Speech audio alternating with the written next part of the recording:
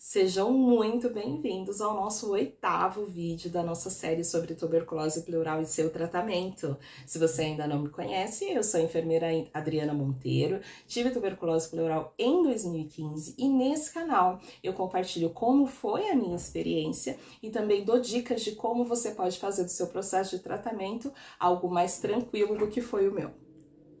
Então, neste vídeo, a gente vai falar sobre 5 coisas que podem ajudar demais o teu tratamento, tá? Nessa série de vídeos, a gente já abordou vários temas, a gente já falou sobre várias fases aí, desde a época do diagnóstico, até a época do início do tratamento, os efeitos colaterais, os medicamentos, e agora a gente tá na fase do tratamento, né?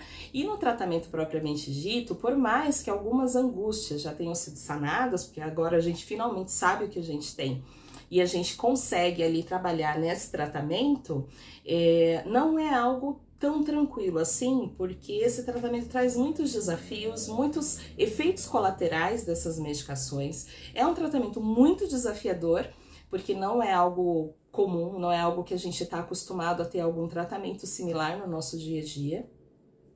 E muitas vezes a gente fica muito cheio de expectativas e dúvidas e pensando se tem mais alguma coisa que a gente possa fazer, se tem algum tratamento milagroso que pode fazer com que a gente fique curado em menos tempo, se tem alguma outra terapia que pode complementar o nosso tratamento, o que a gente pode fazer mais para se recuperar mais rápido, né, e melhor dessa doença. Só que nessa jornada, muitas vezes a gente deixa de fazer o básico. E fazendo o básico já pode fazer uma diferença enorme para o nosso tratamento. Por exemplo, a primeira coisa, o primeiro tópico que eu vou abordar com vocês é um que pode até gerar certa polêmica. O sono. Pode, mas aí, você vai falar de sono? A gente tá de repouso, tá em casa, a gente tá mais tempo de repouso até do que a gente gostaria. Como é que você vai falar de sono nesse cenário? Vou falar por quê. O fato de você estar em casa, de você estar de repouso, não significa necessariamente que você está tendo sono de qualidade. Dormir picadinho, 2, 3 horas e acordar várias vezes durante o dia, durante as 24 horas, não é um sono de qualidade, né?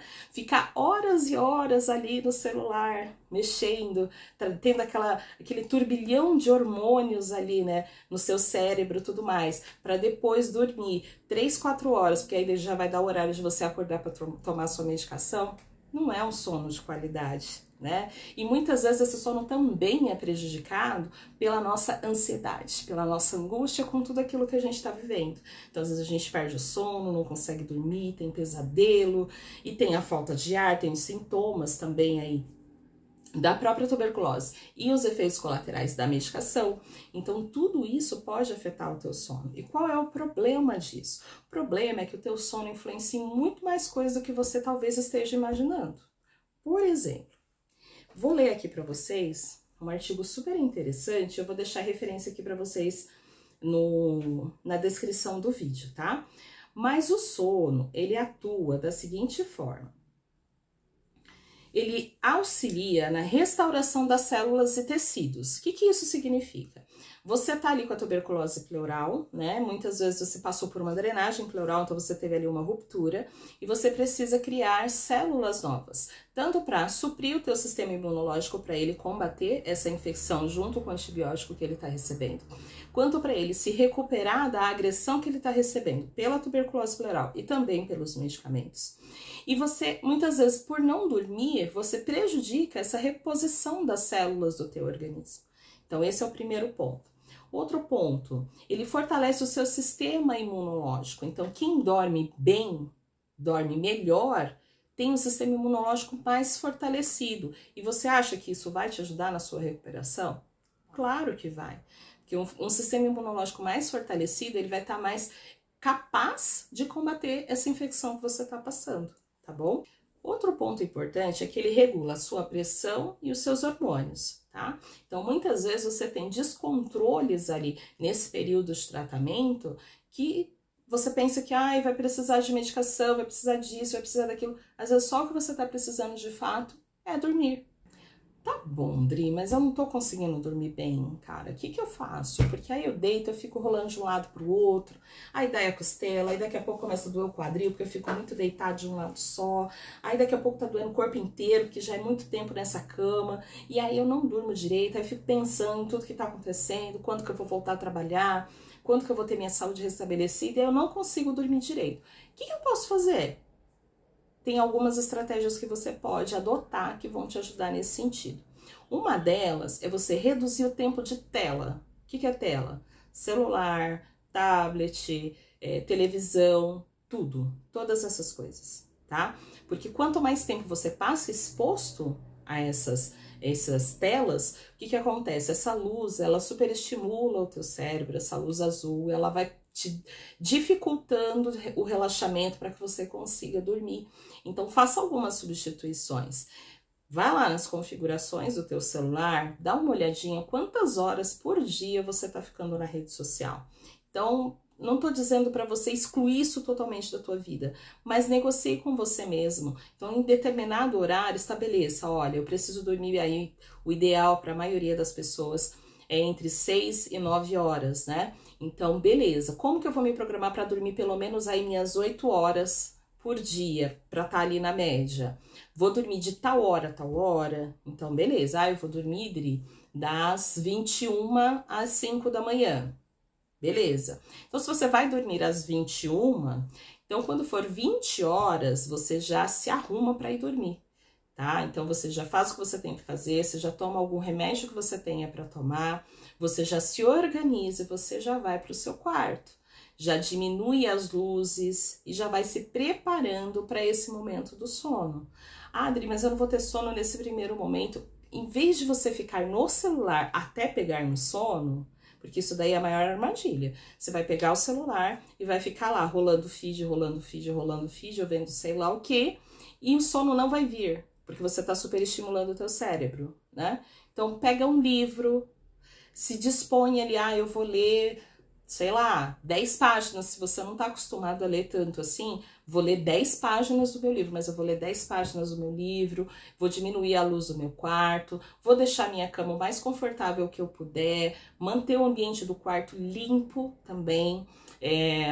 Se você tiver uma cortina que você possa fechar para evitar que a luz externa entre, porque às vezes à noite, eu não sei onde vocês moram, mas eu moro aqui em São Bernardo do Campo.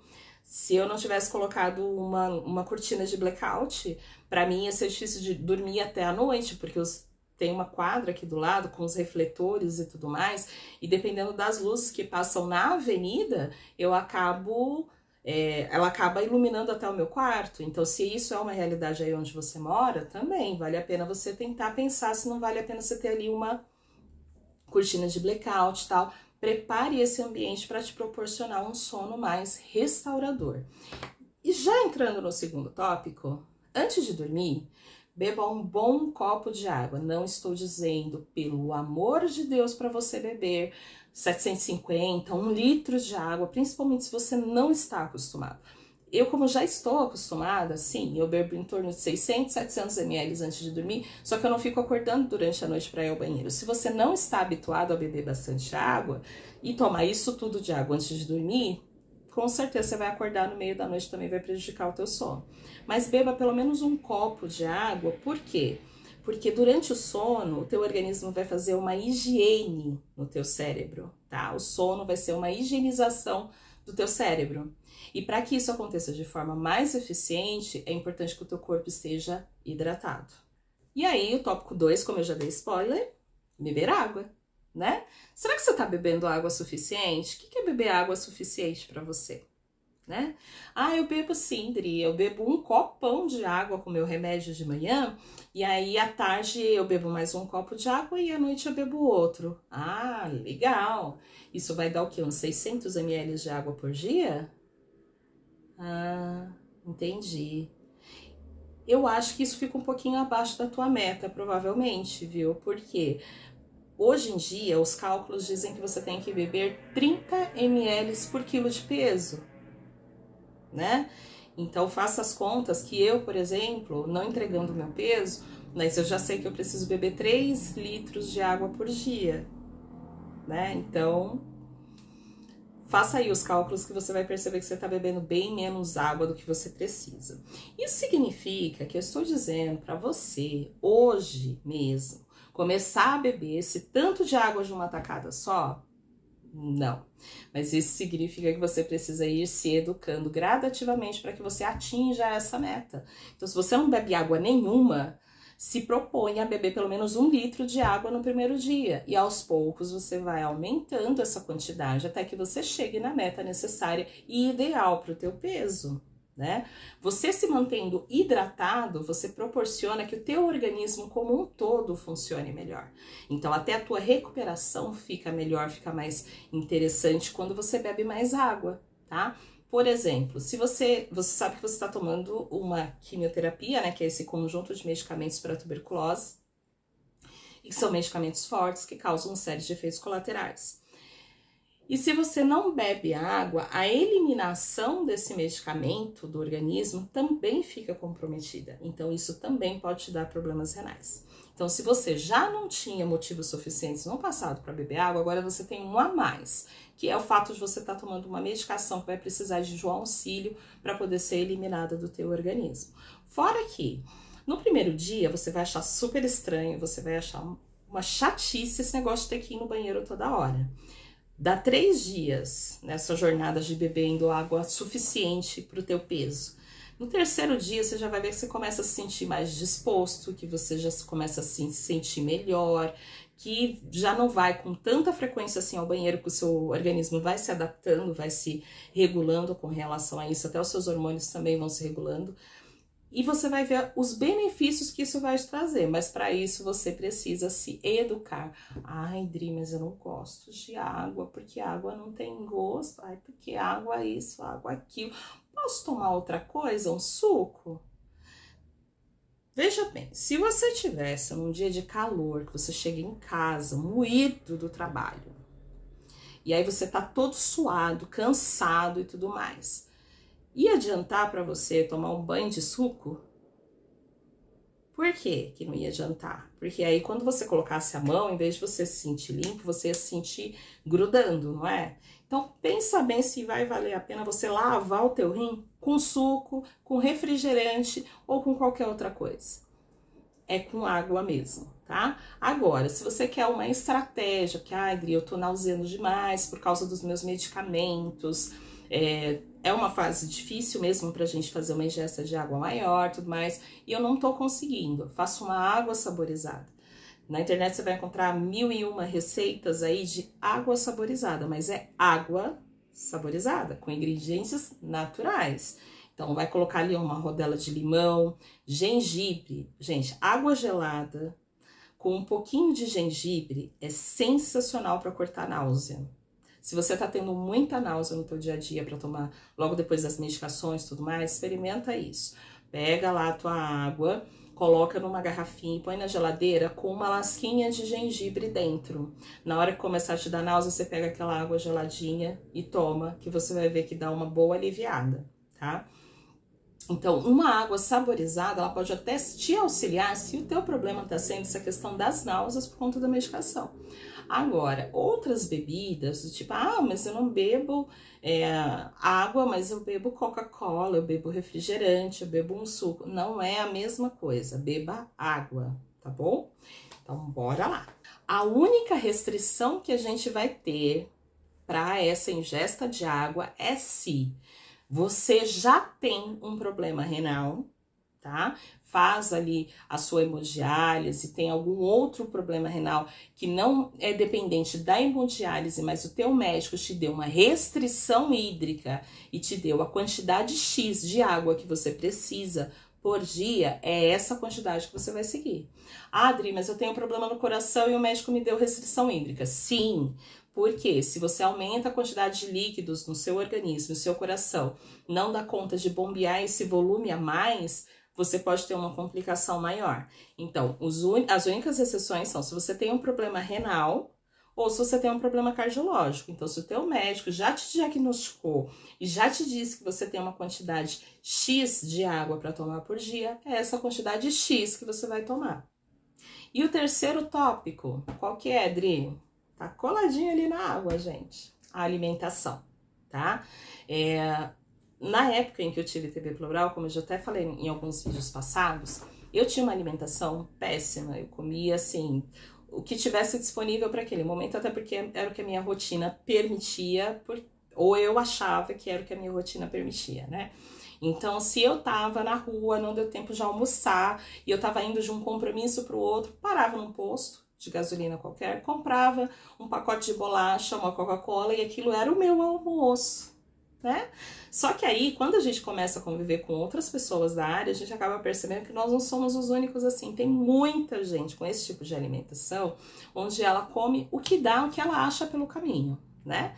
E aí, normalmente, a desculpa maior é porque eu não tenho tempo, porque eu não consigo, né, fazer uma organização, não tô em casa para me alimentar, né? Só que aí, quando a gente tem um problema como a gente teve, tive tuberculose pleural lá em 2015, fiquei ali de uma rotina doida, que eu não parava em casa, eu ficava só em casa. E aí, na época, eu morava com a minha mãe cozinhava para mim, então tava bem tranquilo com relação a isso. Só que não, porque aí a pessoa que estava muito acostumada com aquele restaurante do M Grandão, que estava muito acostumada com bolacha e Coca-Cola de almoço, tinha certa dificuldade de acostumar a comer comida no dia a dia. Então foi todo um processo de me reeducar para voltar a comer comida. E uma coisa que a gente não pode ter, aquele preconceito, mas eu não gosto disso, eu não gosto daquilo, então não dá para eu ter uma alimentação saudável. Essa era uma fala minha, tá? Não é bem assim, né? Se você não gosta de determinado prato, certamente você vai encontrar outro prato que também é saudável e que você vai gostar de comer. E exige aí de você esse esforço para mudar de vida. E será que esse esforço vale a pena? Na minha opinião, vale totalmente a pena. Por quê? Foi levando essa vida de comer só o que eu queria, que eu paguei o preço caro de ter a minha saúde comprometida, né? Porque aí foi o combo completo, foi uma série de hábitos ruins que me levaram para uma imunidade tão baixa ao ponto de eu desenvolver essa doença dessa forma, nesse grau nessa gravidade que eu tive ainda, né? Então, às vezes a gente precisa conversar com a gente mesmo e entender o que a gente quer da vida. Então, ali foi um momento que eu parei, eu falei, eu ainda tenho muitos objetivos, tem muitas coisas que eu não conquistei na minha vida e que se eu quiser conquistar, eu preciso fazer algumas mudanças na minha vida que não dá mais para esperar, né? E eu acho que esse foi o meu maior combustível, a minha maior força para poder mudar esses hábitos ruins. Exige organização, exige, né?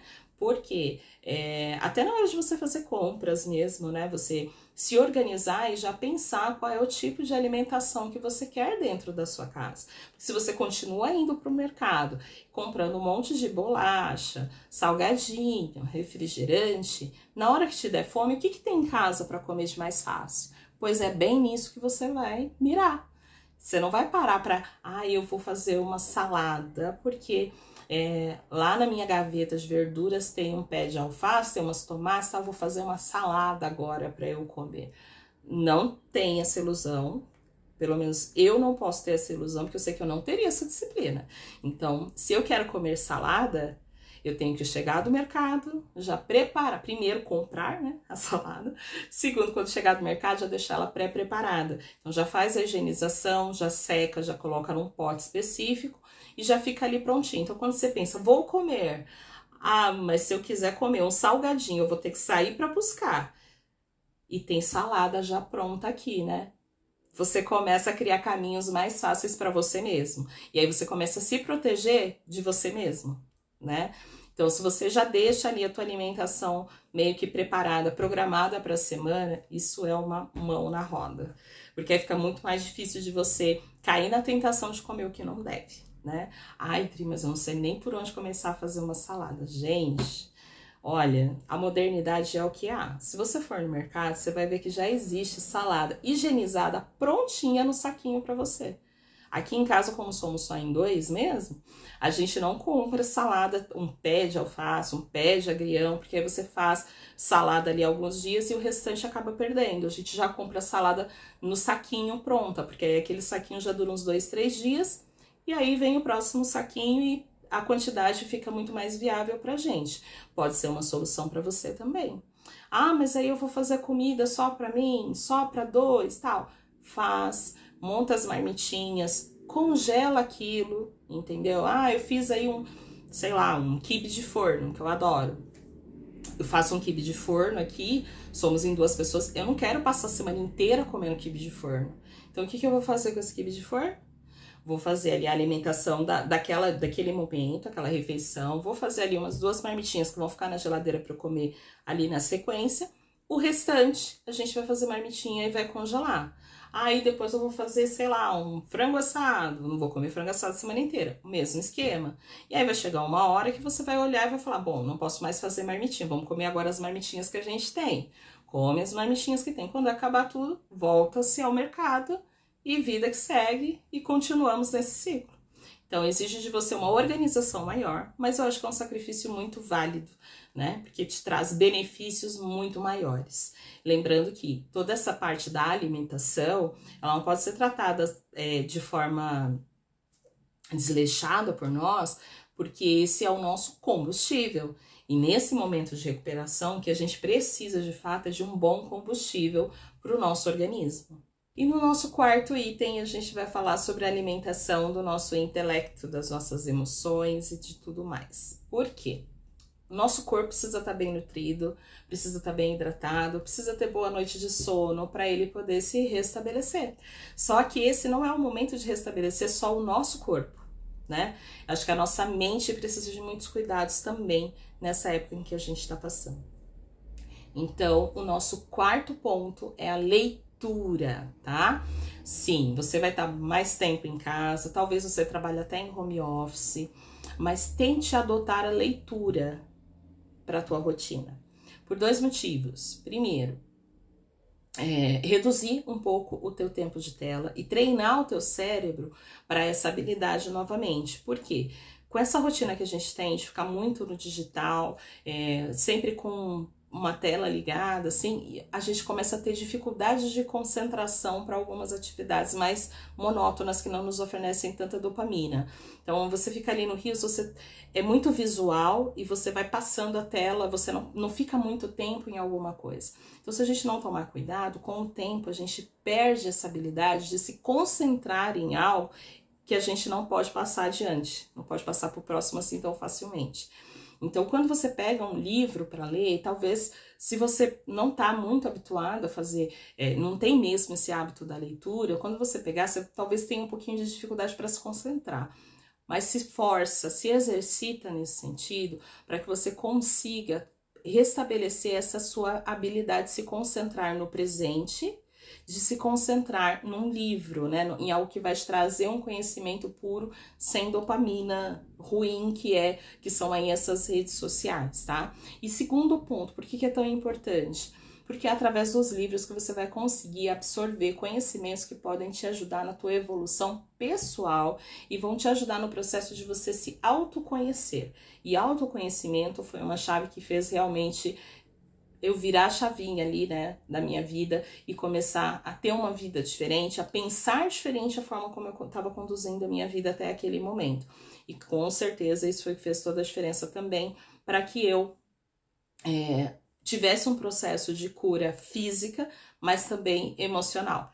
Então, a gente se conhecer, a gente entender de onde a gente veio, por que a gente está fazendo as coisas que a gente está fazendo, é realmente libertador. Não é um processo fácil e não é um processo rápido, mas também nos ensina muito sobre isso, sobre a gente ter paciência e calma para viver os processos que a gente precisa viver na vida, né?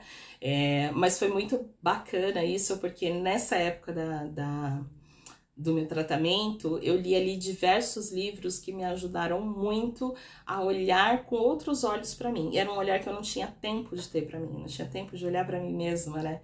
É triste dizer isso, né? Mas é verdade. Eu não tinha tempo de olhar para mim mesma e perceber por que eu tinha aquele descontrole com o meu trabalho, né? Por que eu me jogava tanto de cabeça no trabalho e abandonava todo o resto da minha vida? E aí, nessa época, é por isso que a males que vem para bem, né? Nessa época foi uma época que eu tive a oportunidade de ler livros muito bons, né? Que também me ajudaram a sair daquele momento. Eu tava conversando nos comentários de um dos vídeos aí com uma pessoa que comentou que estava vivendo a mesma coisa que eu, né? Que durante o tratamento teve um certo momento que o médico falou para mim: ah, você trabalhou muito tempo no SAMU e tal, mas a partir de agora isso é algo inviável para você. E eu me perguntava: pô, mas a minha vida inteira foi dedicada a isso e eu estudei para isso e agora eu vou fazer o que da minha vida? Eu vou trabalhar no quê, né? Então eu tinha muita dificuldade de me reconhecer como alguém, como profissional, até se eu não estivesse fazendo aquilo que eu tinha projetado para fazer. Então, essa fase de me conhecer, conhecer as minhas raízes e principalmente lidar com essa mudança brusca que houve na minha vida, com certeza a força para viver tudo isso veio de muitos livros que eu li também, né? Claro que do apoio familiar, da minha fé também, mas os livros me ajudaram muito nesse processo. Inclusive, tem um livro que eu quero recomendar para vocês, né? Que é o Quem Mexeu no Meu Queijo. É um livro curtinho, gente, dá para você ler assim em poucas horas, mas ele é transformador e traz lições muito preciosas de como a gente se comporta e como a gente poderia se comportar quando o nosso mundo vira de ponta cabeça e tudo aquilo que a gente planejou não vai sair exatamente como a gente planejou. E tudo aquilo que estava disponível pra gente, de repente não está mais. E o mundo ao nosso redor ganha outras cores, outros jeitos. E o item 5 também já teve spoiler no vídeo, mas é com certeza a fé, né? A fé, eu acho que ela faz toda a diferença na nossa vida. É ela que vai conseguir aí te levar para um outro patamar. E quando eu falo em fé, eu não tô falando numa religião especificamente.